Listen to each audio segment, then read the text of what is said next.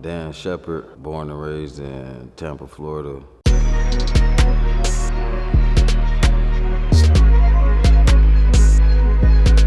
East Tampa is a hood, you know what they would call a hood, but it's just like any urban area like that, you know. People, you know, doing drugs. Growing up, I remember being extremely interested in the Harlem Renaissance and places like DC when we talked about jazz and stuff like that. So when I was a kid, I used to be like, man, when I get older, man, I'm gonna go to Washington, DC. When I started painting, I wanted to paint pictures.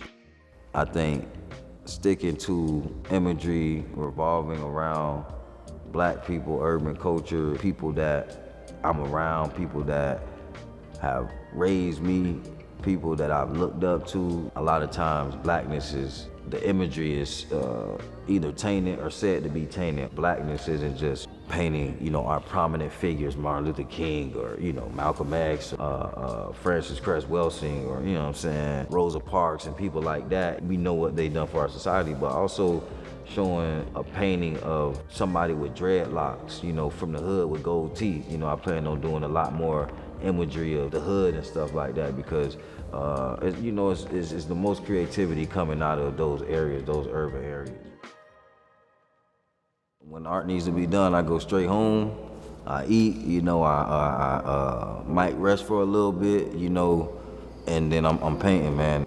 And, you know, I don't even think about being tired too much. You know, when I'm in school and stuff and the next day I'm like, man, I stayed up to such and such and I'm feeling it through the day, but you know, I'm still able to summon whatever energy I need to, because like I said, I really believe in the process of things, man, and you know, this is a part of it, you know, having to juggle these things. So how do I figure it out? Like, I'm not gonna complain about having to come home and paint, you know, or having to wake up the next morning, you know, sometimes 4 in the morning if I gotta leave early enough, you know, I'm not gonna complain about it. I just need to figure out when I can get my rest, you know, or when I can, you know, go and spend time over here doing this, you know. It's sacrifice that comes along with it.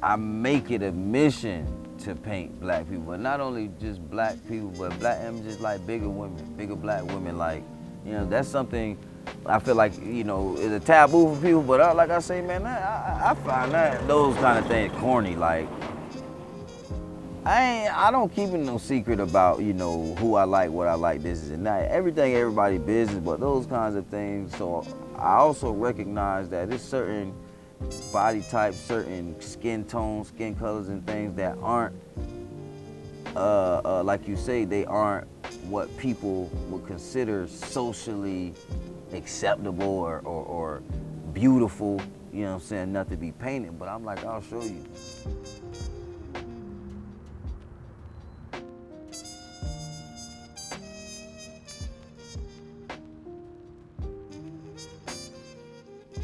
My definition of beauty, and I think is important, especially when people hold you to a certain regard, and you see, you know, a certain demographic of people who aren't promoted as much or who aren't held to a higher standard. I feel it kind of like a duty to promote them. Like, yeah, I'm gonna draw these curves and these rows and these blemishes because I know real life is real life. Like, when I'm painting a face, I'm not gonna paint it perfectly. I'm gonna paint a scar because that's what makes people them.